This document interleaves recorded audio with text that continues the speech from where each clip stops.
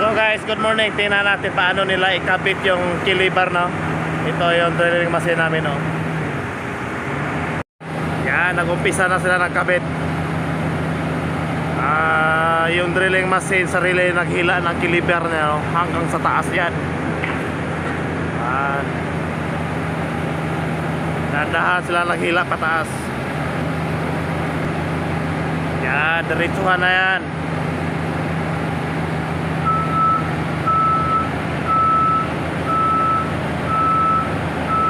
Okay, umatras siya konti dahil baka masayad yung dulo, no?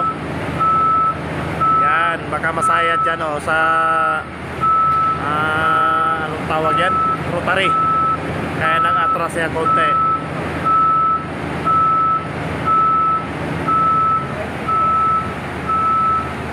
Pagkatapos yan, pag maangat na yan, papasok yan dito sa rotary. Dito papasok. Yan, nandahan ang angat. Yun, pataas na, no? Haba-haba yan, 20 meter yung yung taas ng bomb ng rig machine, no?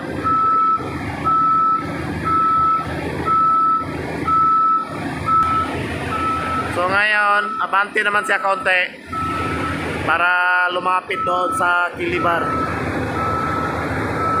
Yan.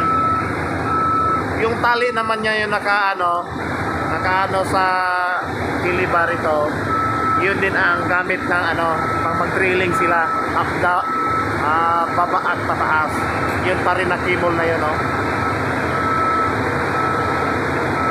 Yan, ito. Yan, lapit na palapit siya, no? Yan ang mga diskarte nila, mga heavy equipment. Yung drilling machine namin, malaki yan. 100 tons. Oh, galing diskarte nila.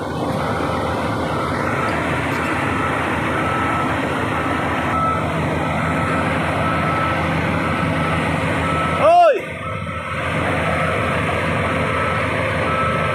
Yan, lapit siya doon.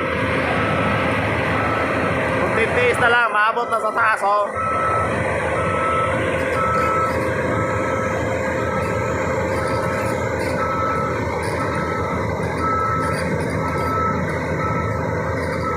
Malapitan tayo natin doon sa kabila.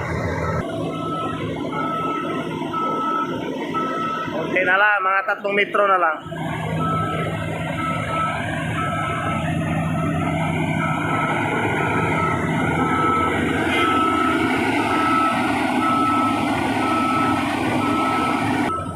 Kailangan yung yung parang may letter A doon sa taas, oh, ito.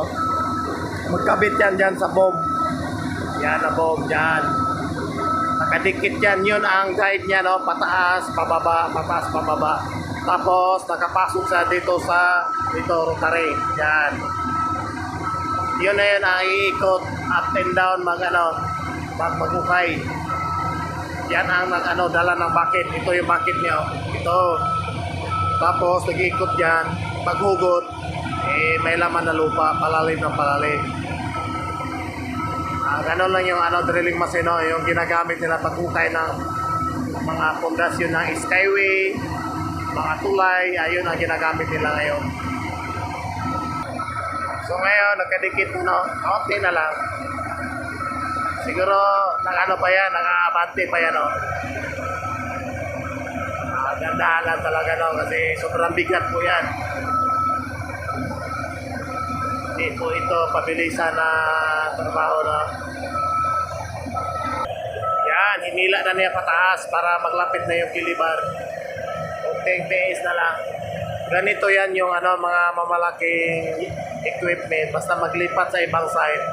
Daming mapaklasin. Yung puwit, yung rotary, kilibar, gano'n. Tapos naman yung bomb niya pabaliin din yan, iligpit din yan para makarga sa lubid, no? So ngayon, yun na i-install nila dito sa bago naming site.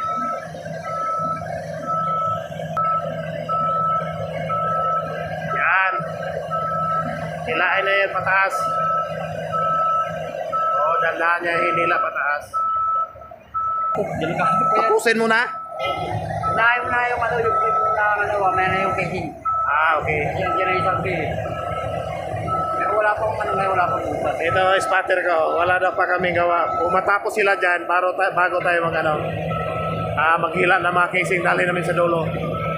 Ako na Yan, nakabita na yung rotary.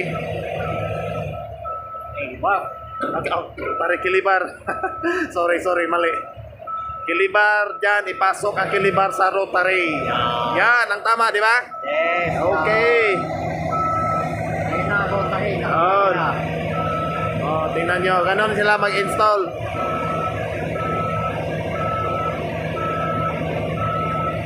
Magkabit ng rotary at saka yung kilibar, sarili lang siya magkabit. Pero itong puwet, kailangan may crane to. Crane magkabit niyan. Yan, papasok na, no?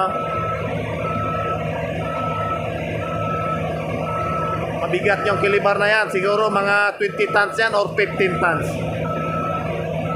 Mayroon kaya? On. Ha? On. Mga 15 or 20? On. Kasi bigat yan. 5 dugtong yan. Ang kaya abutin ng kilibar niyan, abot ng 120 meters.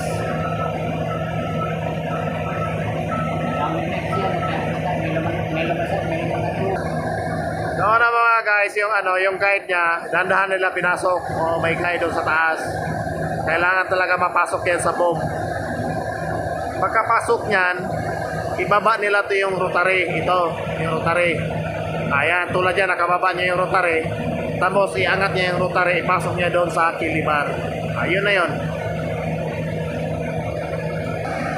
Yan, dandahan na, no? Ito.